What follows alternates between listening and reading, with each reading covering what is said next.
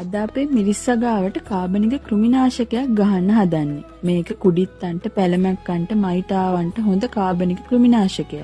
මුලින්ම අපි soft water litre 8ක් ගන්නවා. ඊට පස්සේ ඒකට අපි ජදාම් වෙටිං ඒජන්ට් එකෙන් මිලිලීටර් 150ක් දාගන්නවා. මේ දාන්නේ ජදාම් සල්ෆර් එකෙන් මිලිලීටර් 10ක්.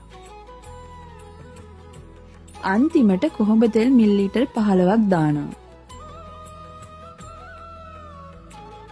මේ වර්ග තුනම හොඳට මික්ස් කරගෙන වතුර එකට දාලා ආයෙම හොඳට පෙනෙනකන් කවලම් කරගන්න ඕන. ඊට පස්සේ අපිට පුළුවන් ස්ප්‍රේ කරන මැෂින් එකකට හරි බෝතලයකට හරි මේ ටික දාලා හවස 5න් පස්සේ වගේ අපේ වගාවට ස්ප්‍රේ කරන්න.